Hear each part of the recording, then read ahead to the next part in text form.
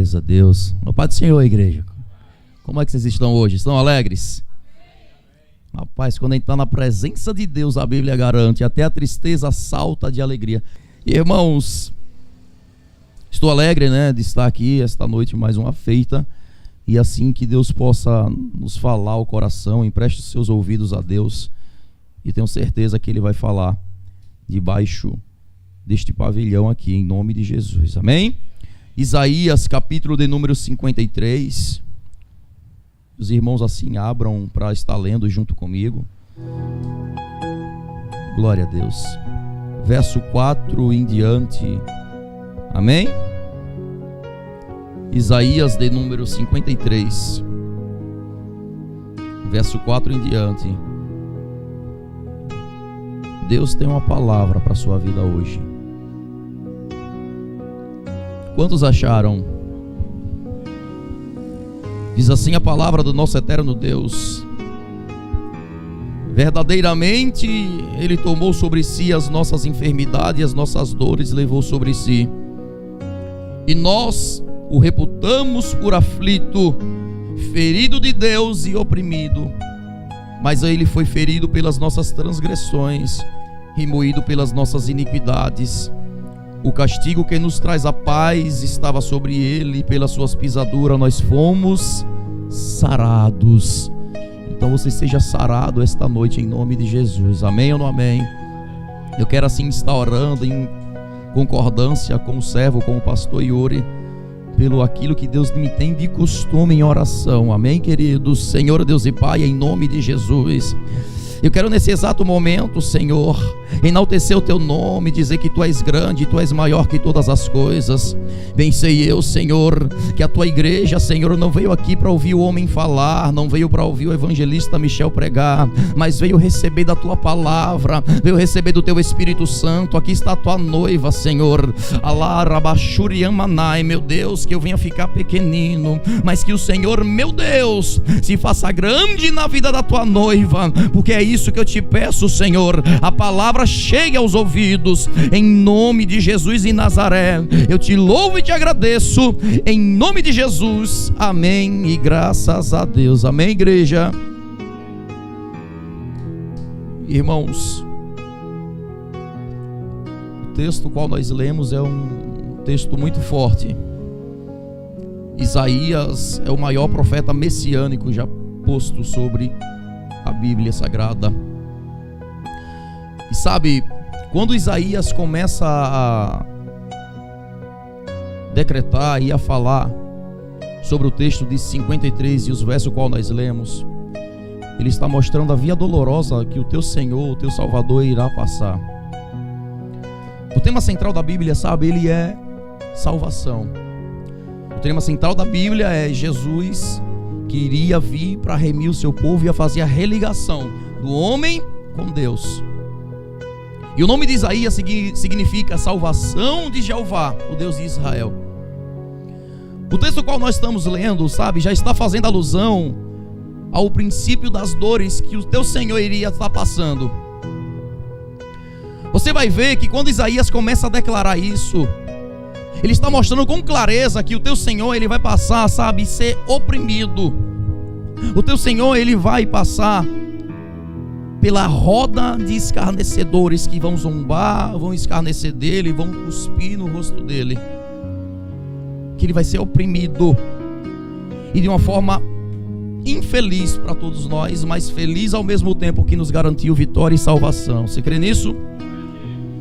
Pois bem, queridos, eu quero que você agora enxergue e veja sobre esse texto qual nós lemos. Jesus Cristo no Getsêmani. A Bíblia Sagrada diz que quando Jesus chega no Getsêmani, ele está com seus discípulos, com exceção de Judas. E que ele, sabe, pega aqueles mais próximos dele, João, Tiago e Pedro, e diz: vamos comigo mais um pouco, eu estou angustiado, eu quero orar. E quando ele chega a um determinado ponto, ele diz: ficai-vos aqui.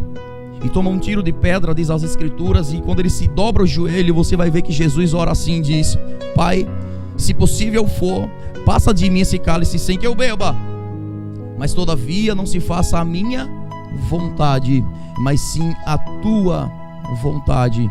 A Bíblia diz que Jesus levanta e que quando ele vai até os discípulos, eles estão dormindo. E que quando ele chega lá, ele olha, acorda os discípulos, pastor, e diz: olha, não pudestes vigiar comigo 1 hora. O espírito está pronto, mas a carne ela é fraca. Vigiai e orai. E nós temos que estar atentos a isso, porque nós temos que estar vigilantes. Nós temos que estar orando constantemente, porque a vinda do Senhor está próxima. A Bíblia Sagrada diz que Jesus ele volta e que ele se põe a orar novamente. E o que é de chamar a atenção é que a oração dele não muda, pastora. A oração dele permanece a mesma, meu amado Robson. Quando ele se põe o joelho, ele diz: Pai, se possível for, passa de mim esse cálice sem que eu beba. Mas todavia, não se faça a minha vontade, mas sim a tua vontade. O que é que eu entendo e aprendo com Jesus nesse momento? Eu entendo que eu até tenho, vontade. Eu tenho centro de emoções, é bem verdade. Mas em nada vale o centro das minhas emoções, nada vale, a minha vontade, se a vontade de Deus não estiver em primeiro lugar. A vontade de Deus, ela tem que ser maior sobre a sua vida, sobre a minha vida. Ei, você querido, até tem vontade, você é um ser animado, mas a vontade de Deus, ela tem que imperar sobre a sua vida, aleluias. E Jesus levanta, e a Bíblia garante que quando ele chega nos discípulos, eles estão dormindo. Estão cansados, estão sonados, estressados. É 3 anos e meio fazendo a obra missionária com Jesus. E expulsa demônio de um lado, cura enfermo, vê milagres acontecendo. Estão em constante oração sempre com Jesus. Sempre está no Getsêmani orando com Cristo. Passa por momentos de viagens e pega embarcação, vai para um lado, vem para outro. Já estão cansados. E ali eles estão sonados. E dá para você entender agora Jesus Cristo Senhor, meu pastor, pedir para você orar com Ele naquele momento e você cochilar e dormir. Dá para você imaginar o teu Cristo agora pedindo oração e o camarada vai e dorme, e o único momento que Jesus pede oração e os discípulos dormem. Isso é um sinal já predestinado para a própria igreja, que ela iria dormir. A igreja hoje dorme. Os discípulos estão dormindo, Jesus já não chama mais, ele volta a orar. E quando ele começa a oração, ele vai da mesma forma clamando. E ele clama em alta voz, dizendo: Pai, se possível for, passa de mim esse cálice sem que eu beba. Mas todavia, não se faça a minha vontade, mas sim a tua vontade. E a oração dele não muda. E é isso que às vezes é de dar um nó na cabeça, Porque se houvesse outro meio, pastora, se houvesse outro jeito, o próprio Jesus em outrora diz: olha, o Pai é bom, vocês que são maus sabem dar coisas boas aos vossos filhos. Acha que o Pai que é bom não vai dar coisa boa aos filhos teus? E Jesus é filho de Deus, ele está clamando, ele está pedindo, e naquele momento a oração é ouvida, mas ela não é atendida. Ora, se a oração de Jesus é atendida naquele momento, eu e você não estaríamos aqui hoje. E você vai ver que ele continua clamando, ele pede ao Pai, o Pai não atende a oração. Sabe por quê? Porque não tem pregador maior que possa salvar a sua vida, não tem homem maior que salva a sua vida, não, crente. Quem te salva é Jesus de Nazaré, não tem outro jeito, não tem outro meio de salvação. O Filho clamou por 3 vezes, e assim nos mostra que é por ele, é através dele, ele é Senhor e Salvador da sua vida. Aleluias. Você está entendendo isso aqui ou não? Jesus o Senhor, ele é o teu Salvador. Vão te pregar ou te pregam por aí no mundo que Buda faz, que Allan Kardec faz. Se houvesse outro jeito, o próprio Senhor diria: não precisa ir mais para a cruz não, filho, eu vou mandar o Buda, eu vou mandar o Allan Kardec. Não precisa ir, eu vou mandar fulano. Homem nenhum salva. Quem te salva é Jesus de Nazaré, esse sim te salva. Você vai ver que a oração de Jesus está tão intensa, mas está tão intensa, que Lucas começa a registrar e dizer: ele soa muito. E que quando ele está suando, pastora, ele não está suando mais de qualquer forma. A Bíblia diz que ele começa a expelir sangue pelo seu suor. Dá para você imaginar uma pessoa orar de uma forma tão intensamente, pastor, clamar de uma forma tão poderosa, e nesse clamor ele entrar numa intensidade tão grande em oração, que as suas glândulas começam a se partir de sangue e se mistura com o seu suor e começa a ser expelido, e o sangue de Jesus começa a ser derramado ainda no Getsemane. Dá para você entender o teor da oração de Jesus agora, ele pedindo: Pai, se possível for, passa de mim esse cálice sem que eu beba, mas em todavia não se cumpra a minha, mas sim a tua vontade. E naquele momento, sabe, ele suar gotas de sangue. Sabe por quê? Porque ele está ali em clamor por mim e por você. É um ponto crucial agora para Jesus, se ele vai ou se ele não vai. De um lado está o céu, do outro está o inferno. E dá para você imaginar o Pai enviando o anjo, como diz a palavra: o anjo do Senhor desceu e confortou Jesus. E a palavra confortar não é dizendo que Jesus é pequenino, não é dizendo que ele é menosprezado, não. A palavra conforto naquele momento está dizendo que é de encorajamento. O anjo desce, e eu quero que você pare e analise agora aquele anjo falando com o teu Senhor, dizendo: ei, Senhor, não tem outro meio.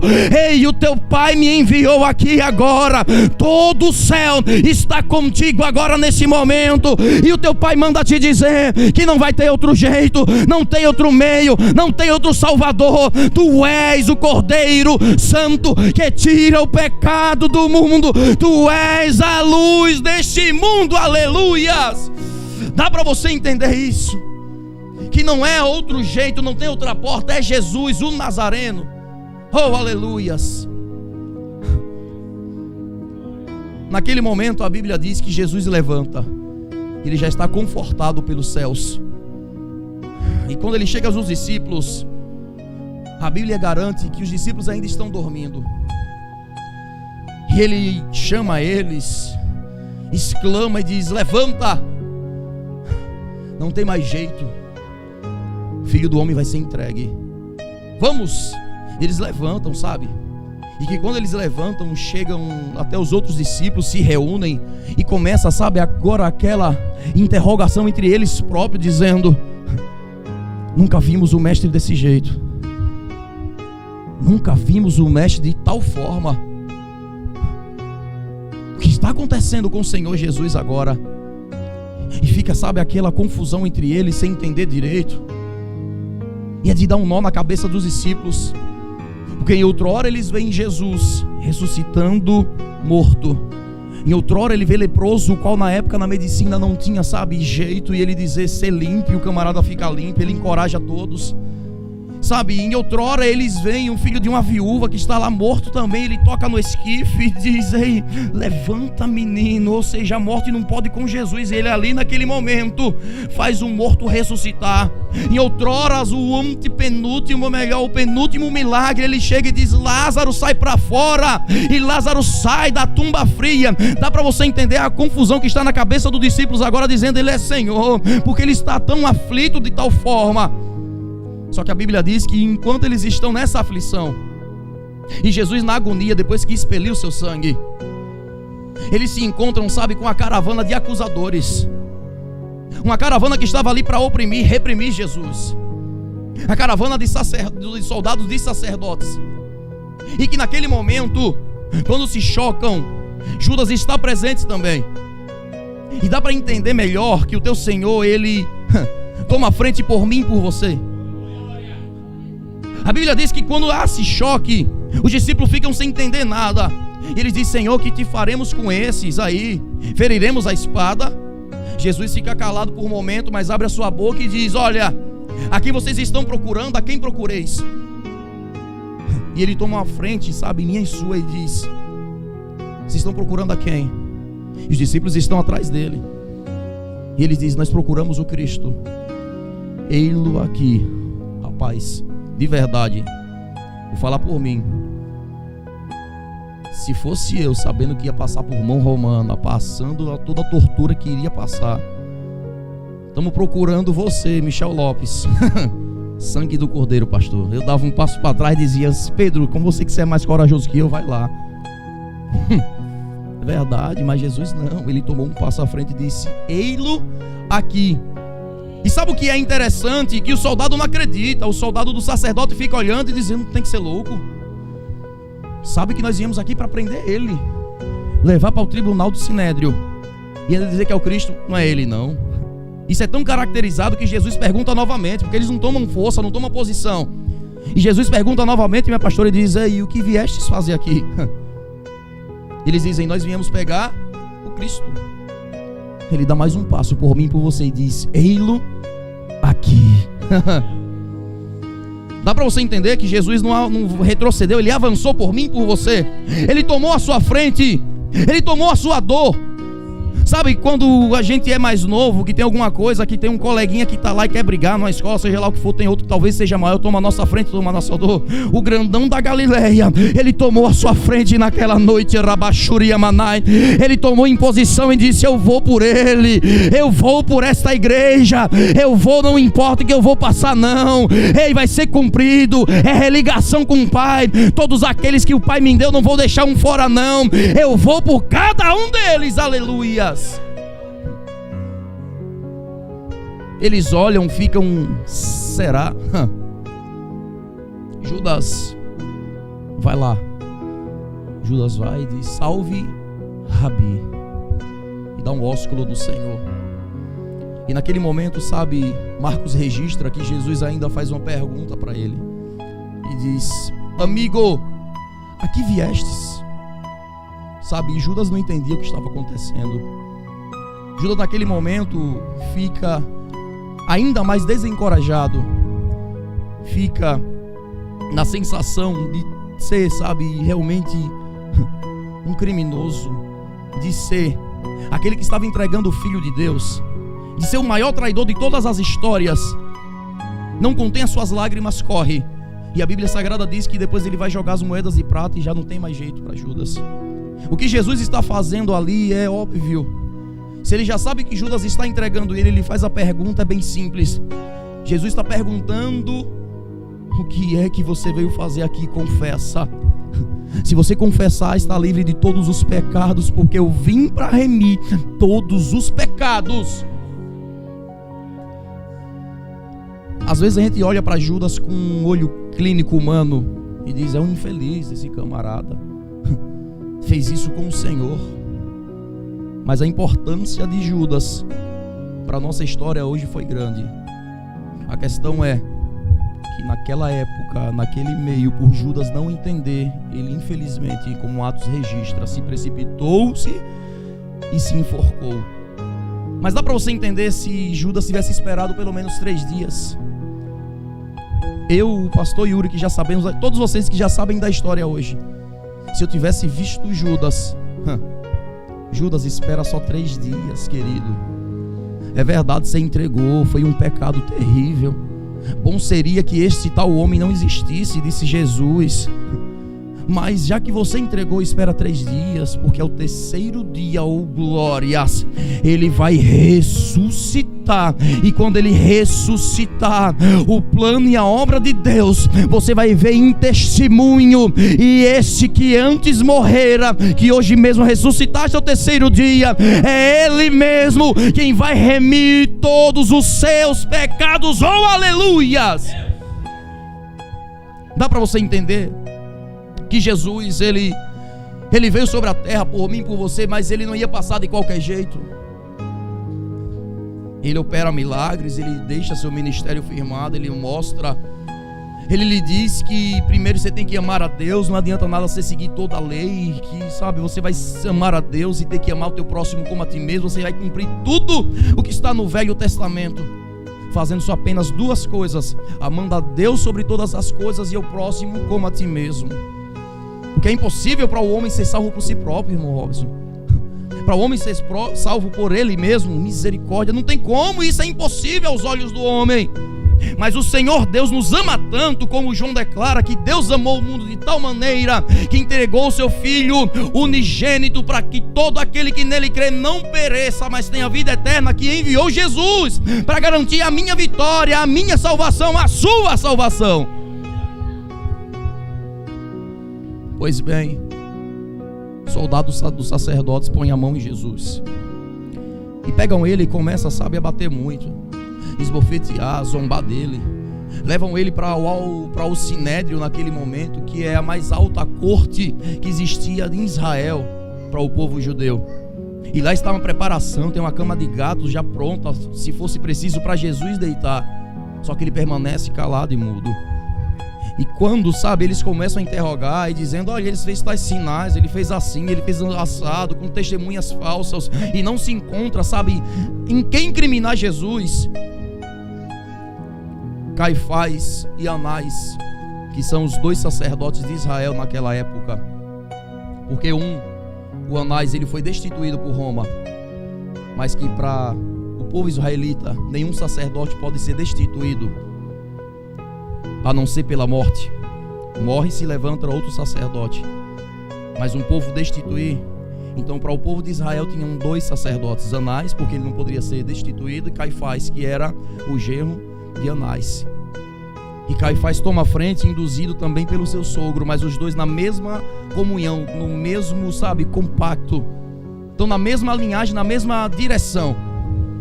E quando Caifás chega a Jesus, ele começa: dize-nos, tu és o Cristo ou não?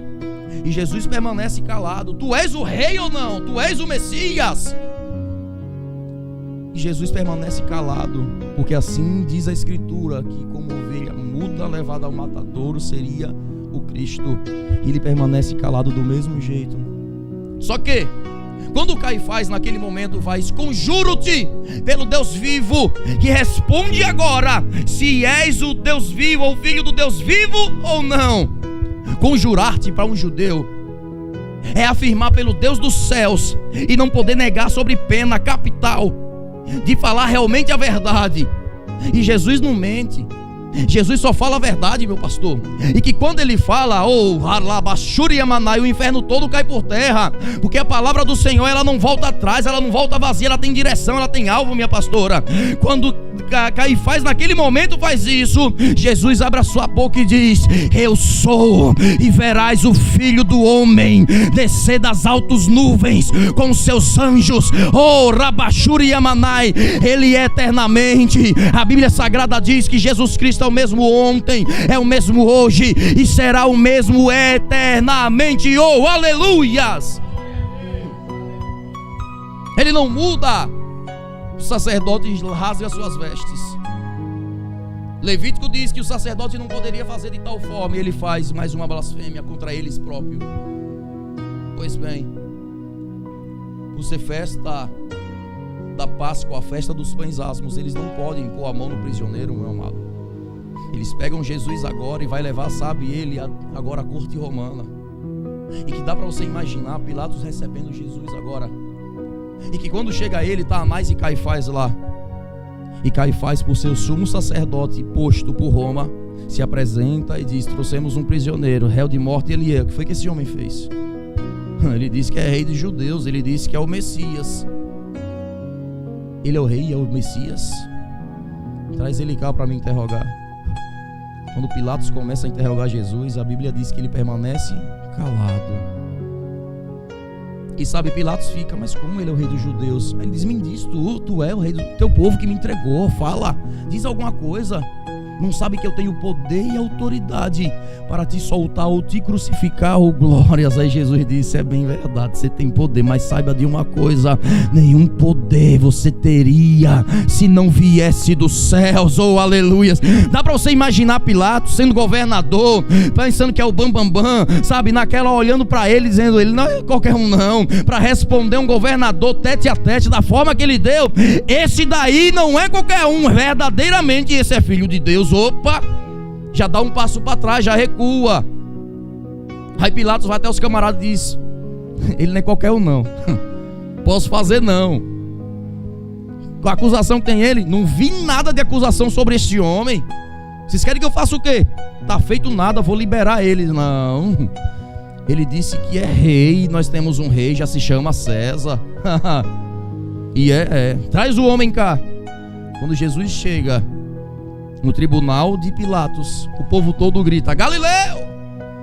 Pilatos aproveita, deixa e diz: quem pariu, Mateus que balance, vou me livrar agora. Você é Galileu? Sou. da jurisprudência de Herodes, manda ele para lá. Quando Herodes recebe Jesus, e que sabe, é um espetáculo para ele. Porque se a Bíblia diz que os discípulos eles se tornam um espetáculo para todos os homens na terra, e os apóstolos junto, imagina Jesus. Herodes estava contente em ver ele, pastor. E que quando recebe ele, começa a interrogar, não vê culpa, não vê nada, e Jesus permanece calado. Ele diz, até agradeço o que Pilatos fez, mas manda ele de volta para lá, sabe? Pega um Jesus e faz uma bolinha de ping-pong, vai para lá, vem para cá, faz isso, faz aquilo. Agora dá para você imaginar Jesus, ele estava orando no monte, estava buscando ao Pai, não bebeu água, tá com a garganta seca, foi para lá, voltou e não tomou uma dose de água. Dá para você imaginar, sabe? Jesus voltando, entrando no tribunal de Pilatos novamente, ele recebendo o poder, sabe? Está na mesma aliança com Herodes, e quando ele recebe, ele diz, não tem outro jeito, vou ter que julgar a causa dele. E sabe, em meio a agora os emirados, Pilatos está ali para julgar a causa dele, minha pastor, e vem um comunicado que soa os ouvidos dele, pastor Yuri, que vem assim da sua mulher dizendo, bem bonitinho, olha, não entra na causa desse justo não. Sabe por quê? Porque esta noite eu sonhei, padeci muito nesse sonho, tinha uma voz que me dizia, ele é justo, oh, aleluias. O teu Senhor, o teu Salvador, ele é justo. A justiça de Deus, ela impera sobre a sua vida. Ele não tem duas medidas, sabe? Ele é justo. Se ele dizer que vai fazer, ele faz. Se ele dizer que não vai agora, não faz, e ponto final. E se ele julgar a sua causa do teu irmão, ele vai julgar na medida certa, porque ele é Senhor e é justo. Dá para você entender que o teu Senhor, ele é verdadeiramente o Filho de Deus, e que pela sua justiça nós fomos justificados, aleluias. Sabe, alguns defendem teses e que dizem que Pilatos, naquele momento, para poder livrar Jesus da cruz do Calvário, pega Jesus agora e manda ele ser açoitado antes. Outros defendem uma tese que o camarada que ia para a cruz, antes de ir para a cruz, geralmente ele tinha que ser açoitado e depois ia para o madeiro. Tal base não tem afirmamento certo, mas uma coisa garantida é, Jesus foi açoitado e apanhou muito. Pilatos dá uma ordenança e diz, leva ele para o carrasco. E quando chega para esse carrasco, os soldados levando ele, despem a sua roupa, colocam ele na frente de um poste central. Pega-se um chicote romano de 40 centímetros mais ou menos de diâmetro, sabe? E que nesse chicote tem grossas correias bem detalhadas de couro, e bem trabalhada, e que no final dessas correias de couro tem bolas de chumbo. Alguns historiadores dizem que tinham ossos de animais na ponta desses chicotes romanos. Outros colocam ainda mais que existiam pedaços de metais, que quando o indivíduo recebia a chicotada saía rasgando. Dá para você entender Jesus apanhando?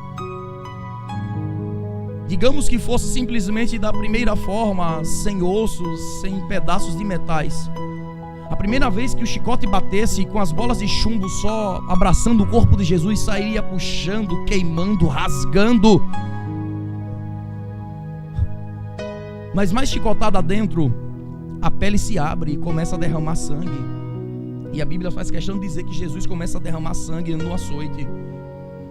E mais chicotada dentro, dá para você entender Jesus apanhando, sabe, a sua carne se abrindo e o sangue começando a ser derramado agora de uma forma brusca. Mais chicotada dentro e começa a abrir os vasos sanguíneos, o sangue de Jesus sendo jorrado.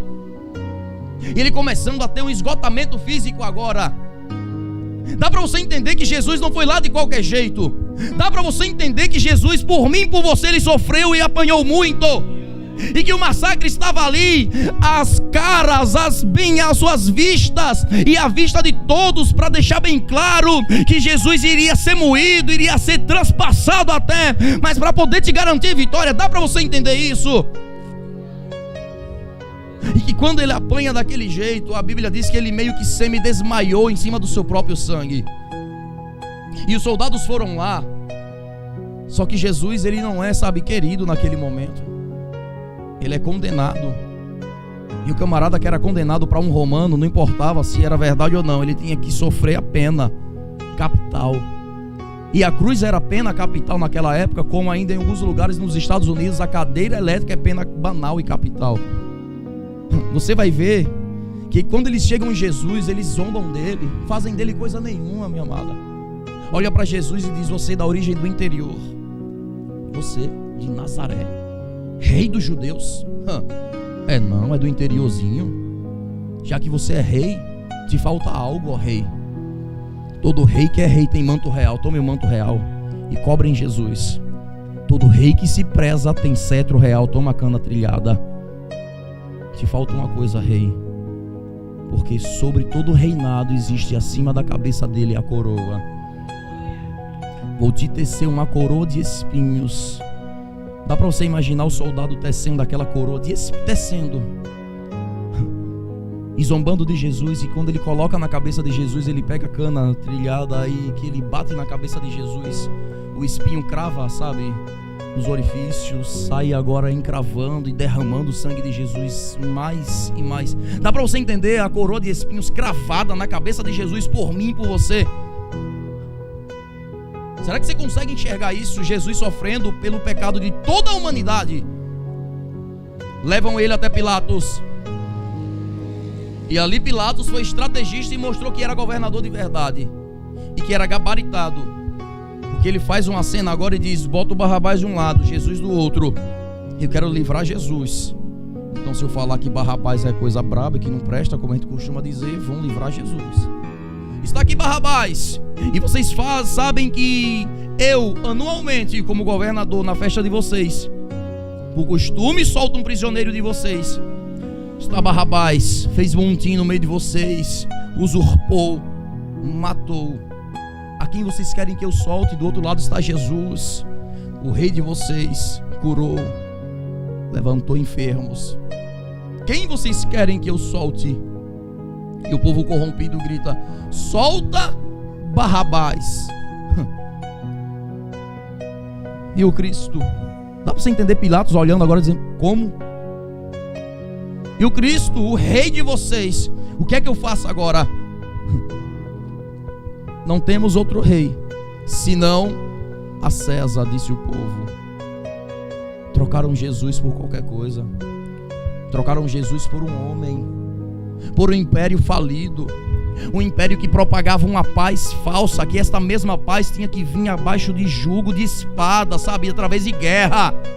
O império romano era tortuoso, não fazia nada direito, aonde passava exterminava, de grande a criança, e era uma paz mentirosa, enganadora. E o povo diz: ei, leva Jesus para o madeiro, porque ele não é o nosso rei. Nós temos um rei que se chama a César. Ainda nos dias de hoje estão se trocando Jesus por qualquer prato de lentilha, por qualquer homem, por qualquer balada, por qualquer coisa lá fora. Mas saiba, Jesus, ele é rei, Jesus, ele é Senhor, Jesus ainda, ele é o mesmo que justifica a sua vida.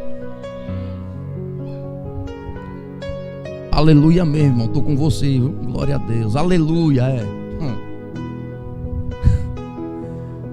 Dá para entender Jesus sendo trocado em outrora por Barrabás. Depois ele ser trocado pelo próprio César. Ele preso, calado, inocente, e sendo trocado por qualquer um. O nome Barrabás significa filho do Pai. Interessante, né? Jesus está sendo trocado pelo filho do Pai, que ele é o verdadeiro filho do Pai. É como se Pilatos estivesse fazendo assim: vocês preferem qual filho do Pai? Oh meu Deus, qual filho do Pai vocês querem? O que pecou, o que sabe, fez montinho, ou vocês querem o filho do Pai, que é o verdadeiro Deus? Jesus foi trocado pelo filho do Pai, porque eu e você somos filhos do Pai, e Barrabás nos representava, e Jesus tomou o lugar de Barrabás por mim e por você. Filho do Pai nós somos, mas não somos igual a ele, que é Senhor. Pois bem, chama o centurião e diz: está entregue, e leva ele. Pilatos faz um rito, prepara uma bacia, lava as mãos e diz: eu não, mas vós estáis crucificando ele. caia sobre vós, não sobre mim, o sangue desse justo. Ele é justo, e minha esposa já disse isso porque o Celso falou. Eu não, vocês. E o povo diz que caia sobre nós e sobre toda a nossa geração futura o sangue desse justo. Meu Deus do céu, até hoje só guerra em Israel, sangue do Cordeiro. Quantas vezes Israel passou por problema e Jesus foi lá antes e disse: Jerusalém, Jerusalém, tanto que eu queria te acolher como uma galinha faz com seus pintinhos e não me recebestes. Está desprotegida e não sabes. Aí o sangue de Jesus, que é para salvar, remir, deixa agora de abraçar, sabe, deixa eles de mão. Mas a Bíblia garante que por Jerusalém, por Israel rejeitar, todos nós tivemos o direito de serem chamados filhos de Deus. Oh, glórias! Mas pois bem, está na mão dos soldados romanos novamente Jesus. E o centurião está lá e dá a ordenança, e o soldado vai até ele. Só que por costume judaico, o indivíduo não poderia ser levado com as roupas que foi julgado naquele momento. Tinha que se colocar a roupa dele. E dá para você entender, sabe, Jesus, depois que o sangue está seco, depois de todas as feridas que estão no seu corpo, o soldado romano ir nele lá e pegar aquele, sabe, aquele manto que ele colocou, zombando dele, dizendo que era real, e puxando agora e abrindo todas as feridas. Dá para você entender ele puxando lá, fazer vrá. Yuri ficou doente esses dias. Laís me disse que Yuri é como eu. Rapaz, quando tá doente fica, ai, oi. Se eu pegar um corte, misericórdia, botar um esparadrapo, botar seja lá o que for, pra tirar através daquele corte ali, meu irmão, uma dor, pastora. Tire com água oxigenada, faça um jeitinho aí, não puxe com força não. Se a pessoa puxar, ai, oi. Agora dá para imaginar todas as feridas de Jesus, todas abertas, e ali naquele momento ela está seca pelo sangue, e o soldado ir lá e puxar e sair rasgando tudo. Se para mim dói um cortezinho como esse, agora imagine em Jesus. E coloca-se o manto real dele, mas a coroa fica, e zombam dele. E a minha Bíblia, a sua Bíblia, faz questão de dizer que ele vai agora para o Gólgota, lugar da caveira, 650 metros à frente. A cruz romana é uma cruz tal. Essa cruz tal no nosso português é a cruz em T. Todavia, de regra, o indivíduo era obrigado a carregar o patíbulo, que é a parte do meio. Geralmente aquela parte central que se chamava de poste já estava lá no lugar onde o indivíduo era colocado. Jesus está carregando um patíbulo.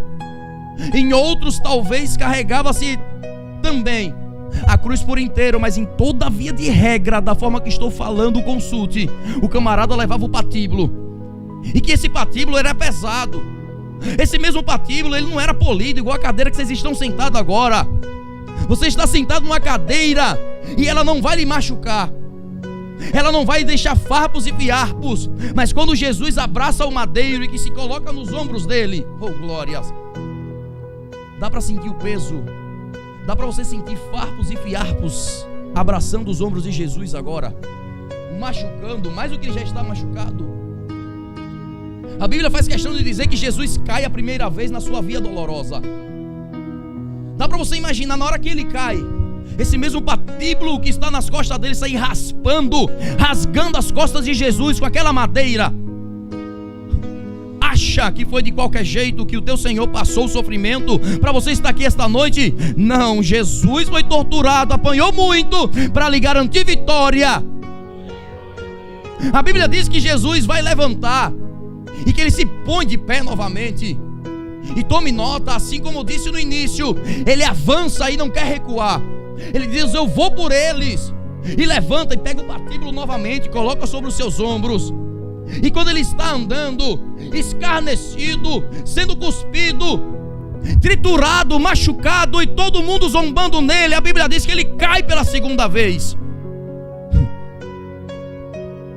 Irmão, eu já caí em público e é vergonhoso até. É um vexame, o camarada vem aqui normal, primeiro cai, misericórdia. As pessoas umas riem, outras não riem, fica aquele negócio, mas fica aquela zombaria.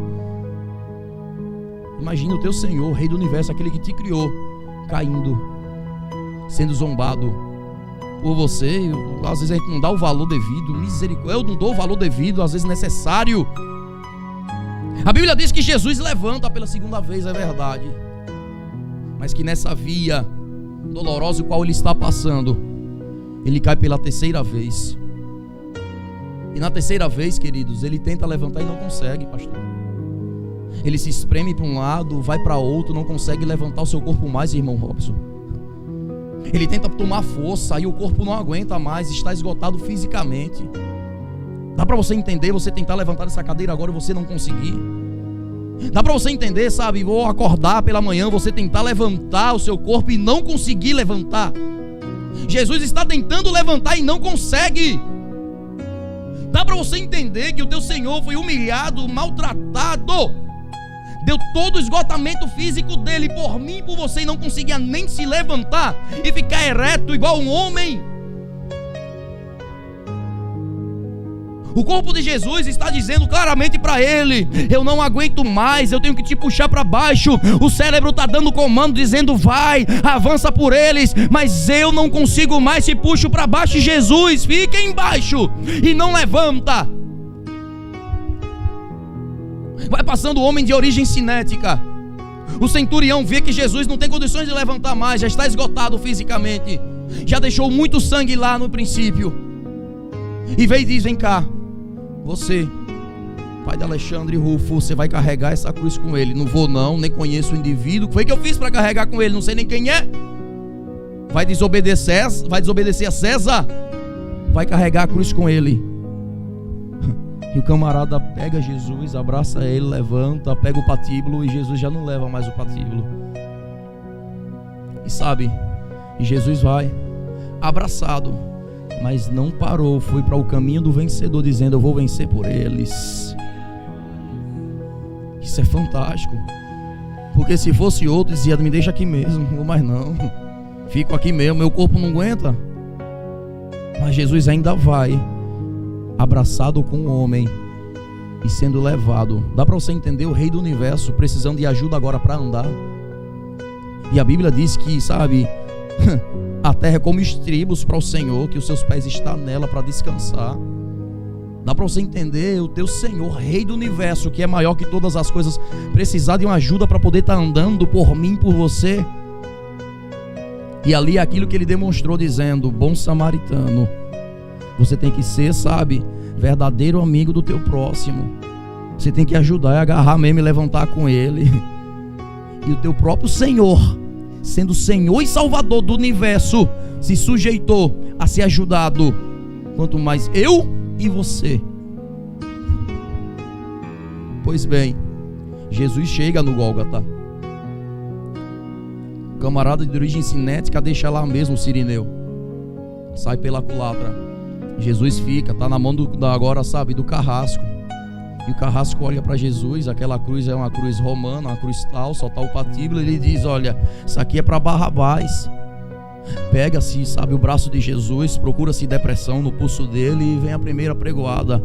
E o prego que está ali, ele é maior que o pulso, que a mão de Jesus, ele transpassa, mas também é maior que o madeiro. Dá para você imaginar o tamanho desse prego transpassando os braços de Jesus, a mão de Jesus, e transpassar por inteiro.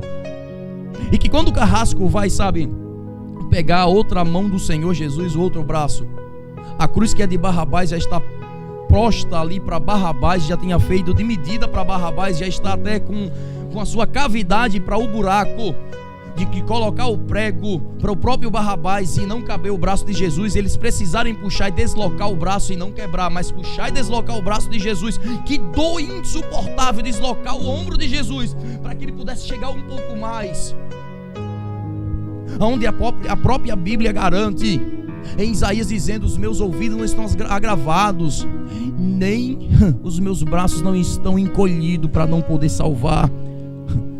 E se é preciso deslocar o braço para ir até você, eu vou. Dá para você entender a representação de cada coisa que acontece com Jesus? Desloca o braço, ele chega mais um pouco por pecadores como eu e você. E aí vem o prego e transpassa o prego. Misericórdia. Dá para imaginar o prego transpassando a cavidade dos pulsos de Jesus ou da mão dele, como alguns regem, e transpassar o madeiro. Dá para você imaginar o carrasco pegando Jesus agora, levantando naquele poste central e colocando. E quando ele coloca lá, flexionar os pés de Jesus, e ele fica meio flexionado, agora pegar outro prego e transpassar os pés de Jesus. Prego grande, transpassa os pés de Jesus, sem anestesia nenhuma. Está posto o homem, está posto no madeiro. A morte da cruz, sabe, era por asfixia. E só ia para a cruz quem cometia os atos mais bárbaros. Não era qualquer criminoso que era mandado para a cruz. Ladrão de galinha, vai para a cruz, não.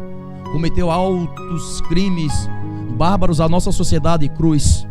Ele tinha que receber ali uma punição para servir de exemplo. E Jesus está servindo de exemplo de quê? Para o homem naquele momento. Exemplo claro, que é de remissão de pecados. O corpo de Jesus pende para frente, o seu pulmão comprime, e ele está ali e começa a faltar o ar no pulmão. Ele tem que voltar ao corpo, tomar dose de ar, ir para frente novamente, e voltar e receber mais ar, porque ele está ereto. Só que quando ele faz isso, ele topa naquela viga dolorosa, querido, cheia de farpos naquele momento. Dá para você entender isso? Jesus sofrendo muito. E sabe, eu e você podemos se mexer agora. Se eu pedir para você levantar o pé, você consegue levantar. Mas Jesus, preso, não pode levantar seu pé, não pode, sabe, mexer a sua mão direito. Fica só na posição da cruz. E o único movimento que Jesus faz é: vai para frente, volta, toma doses de ar, vai para frente e volta. Indivíduos que iam para a cruz demoravam até semanas para morrer. Era uma morte horrível, porque ficar ali naquela agonia, pastor, vai para frente, volta, tá triturado, tá machucado. Dá para entender isso? Mas se ele é o rei do universo e ele diz que ele dá a vida e ele mesmo quem tira a vida, quem é que pode tirar a vida de Jesus? Quem é que pode matar o próprio Deus? Jesus veio como homem. E a Bíblia diz que ele está lá e vem as sentenças finais dele. Ele olha os camaradas, lançam sortes, pá, ímpar. Quem vai ficar com as vestes dele, porque é uma peça indivisível, é de alto preço, não se pode dividir aquela túnica de Jesus. Eu vou ficar, pá, ímpar, joga no dado aí. Jesus olha a situação e diz: Pai, perdoa, pois não sabem o que fazem. Às vezes a gente acha que foi simplesmente que estavam zombando de Jesus. Não, é porque o camarada que está na jogatina, ele não está nem aí se está morrendo um justo. Ele faz a jogatina do mesmo jeito, que já está no sangue dele, não quer nem saber de mais nada. Jogou e não estava nem aí que estava morrendo um justo em um madeiro. Jesus olha e diz: Pai, perdoa, não sabe o que fazem. Aí um ladrão vem, usado pelo diabo, e diz: ei, e aí você vai ver que foi o diabo que tomou a boca dele. Porque assim como foi no início com Jesus, o diabo toma a boca e diz assim: se tu és o Cristo, aquele mesmo que disse assim: se tu és o Cristo, transforma essas pedras em pães. Se tu é o Cristo, se põe abaixo da cruz e nos prova que é Deus. Jesus não precisa provar nada a ninguém, ele é, aleluias. Aí o outro camarada, agora o Espírito Santo tocou do lado dele e disse: ei, você sabe que você merece estar aqui. Eu mereço estar aqui, nós somos ladrões. Mas esse justo, enquanto estão zombando, escarnecendo dele, ele abençoa e pede ao Pai para abençoar. Verdadeiramente ele é o Filho de Deus. Cala sua boca, homem. Senhor, quando entrares no teu reino, lembra-te de mim. Oh, Jesus bom. Uma palavra de Jesus basta. O camarada é pecador, é zombador em outrora, se converte na hora da morte. Jesus olha para ele e diz: ainda hoje estarás comigo no paraíso. Oh, aleluias. Ei, o teu Senhor, quando ele fala, ele cumpre. Dá para você entender que naquele momento, aquele homem quando perece, quando morre, ele tem garantia de salvação. Sabe por quê? Porque ele decidiu acreditar, porque ele creu no Filho de Deus, e porque creu, ele verás a glória de Deus. Porque simplesmente creu, ele teve passaporte direto para o céu. Porque ele creu, não importava mais o pecado. Você tem que crer no verdadeiro, você tem que crer naquele que é o Filho de verdade, porque ele tem poder e autoridade para poder te salvar, para poder salvar sua família, para poder te entregar diretamente na casa do Pai. Aleluias. Eloi, Eloi, lama sabachthani, disse Jesus. Deus meu, por que me desamparastes? Jesus está com todo o pecado da humanidade, sabe? Até os seus que você não cometeu ainda e talvez cometa, que está amarrado, que você nem possa cometer mais. Mas como nós somos pecadores, talvez da geração que está nascendo agora, que irá cometer pecado, Jesus já está com o peso de todo o pecado da humanidade. E Salmos 19 diz que Jesus e o Davi clama: Deus meu, por que me desamparaste? E por que o Senhor está me desamparando? E Deus diz: eu não compactuo com o pecado. E com Jesus está o pecado de toda a humanidade, o meu, o seu e de toda a raça humana está ali imposto sobre Jesus. Dá para você entender isso agora? Que o peso está grande e que a Bíblia Sagrada diz que por este pecado imposto em todo o território de Israel, em todo o território global, a terra inteira fica em trevas e não tem mais a sua luz, não tem mais o seu brilho. Só que a cabeça de Jesus rola. E antes de rolar, ele olha para o Pai e diz: Pai, a ti eu entrego o meu espírito. Quando rola a cabeça de Jesus, a primeira coisa que acontece é: a terra inteira que está em trevas começa a tremer. Aleluias. E sabe, o pastor disse algo aqui hoje que é muito forte e sério. Quando nós não clamamos, a pedra clama.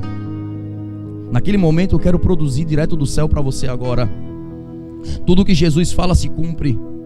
A pedra clamando, a terra está tremendo, e parece até que eu ouço ela dizer, queridos, falando, clamando, dizendo: vocês são loucos, vocês são insanos, vocês não mataram qualquer um, vocês mataram o Filho de Deus. Eita, vocês são loucos, como é que pode fazer isso? A pedra está clamando, dizendo: vocês mataram o Filho de Deus. Aquele que quando diz pare, eu tenho que parar. Aquele que quando diz retroceda com o sol, eu tenho que retroceder. Vocês mataram o Filho de Deus. E toda a terra, ela fica em trevas naquele momento. Dá para você entender isso? Que tudo tem um significado, tudo tem um do porquê. E a pedra clama: oh glórias. Jesus morre naquele momento.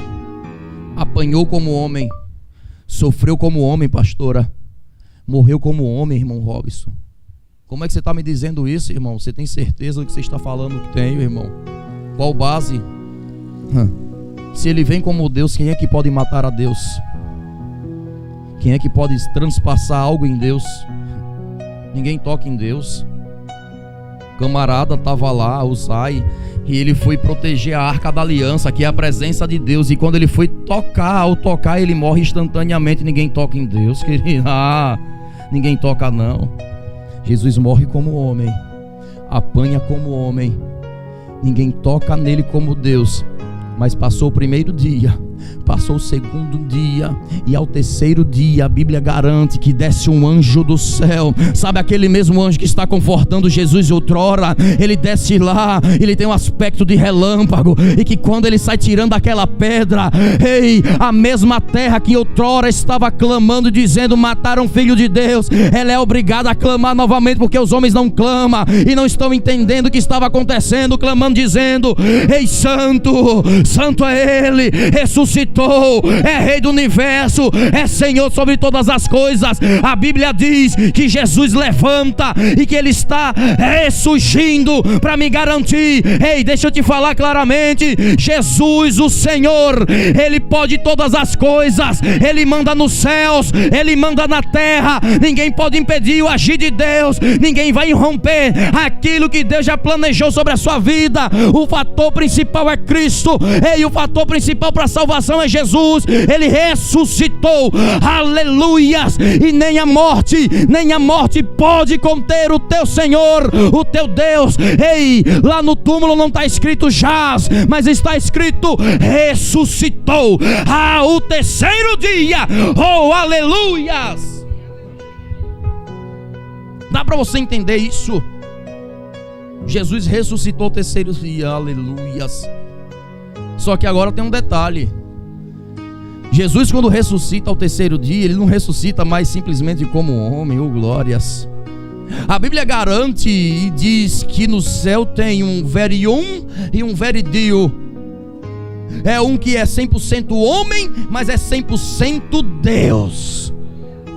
Jesus Cristo, quando ressuscita, Ele tem a forma humana e não perde mais ela. Ele também é homem, mas não é mais qualquer homem. Ele é homem, mas é Deus. Oh, Ele é quem pode julgar, Ele é quem pode fazer. Porque a Bíblia garante que naquele dia todo joelho se dobrará. Aleluia, glórias. Vai dobrar todo joelho e toda língua confessará que só Ele é Senhor. Então, quer uma base? Jesus é Senhor. E ressuscitou ao terceiro dia. E que quando muitos dizem e colocam aquela cruz lá com Ele imposto, Ele não está mais na cruz não, saiu da cruz, pastor. Foi para uma tumba fria, ressuscitou ao terceiro dia. E o interessante é que a tumba não era para Jesus. A tumba era para outro homem, a tumba era para mim e para você. José de Arimateia que vai lá e diz: eu tenho uma tumba para colocar o corpo dele, empresta aí para ele. Não era nem de Jesus a tumba. E isso é interessante, porque a tumba que não era de Jesus e que não era para ele, mas ele recebeu e foi colocado lá, como ele disse que assim como Jonas foi, ele também passaria 3 dias. Quando se coloca para ele, no terceiro dia ele ressuscita. Sabe por quê, querido? E eu quero ilustrar isso bem para você dizendo: é emprestado, não é para mim não, só passei pouco tempo. Toma de volta, José de Arimateia.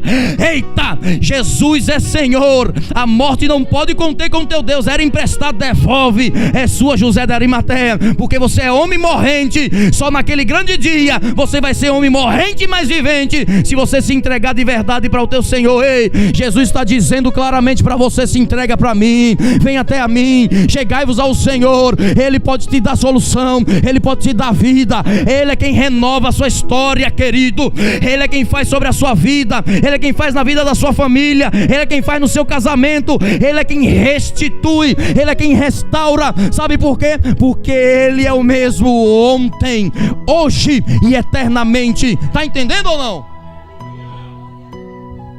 Mas só quem entendeu esta palavra, diga glória a Deus.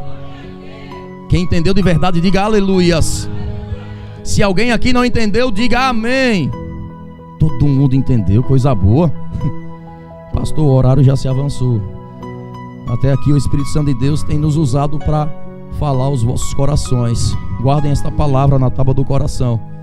Eu quero desde já fechar, encerrar, agradecer. E agora é com o Senhor, meu pastor, viu? Que Deus abençoe isso.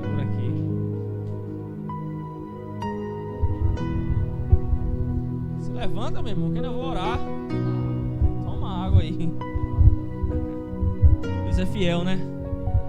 E as misericórdias dele duram para sempre.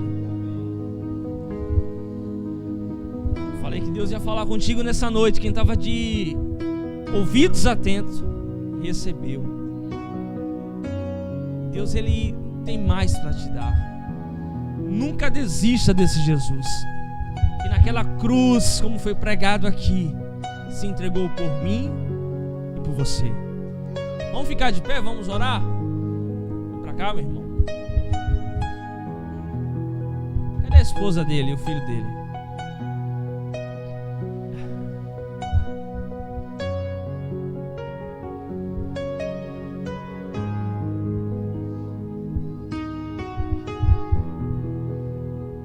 Se ajoelha aí, meu irmão. Aqui, meu irmão.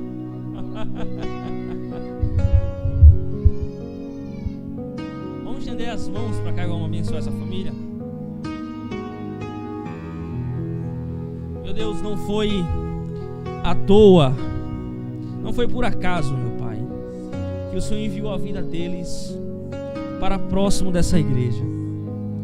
Pai, eu abençoo essa família diante do Senhor e da tua igreja. Meu Pai, que no teu altar elas venham permanecer. Eles vão entender que a vida deles é no altar.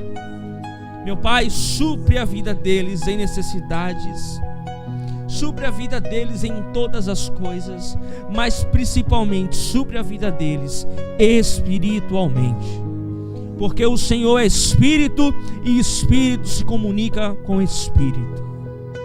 Então, Pai, a tua igreja abençoa em nome do Pai, do Filho e do Espírito Santo. E a igreja diz: seja abençoados em nome de Jesus.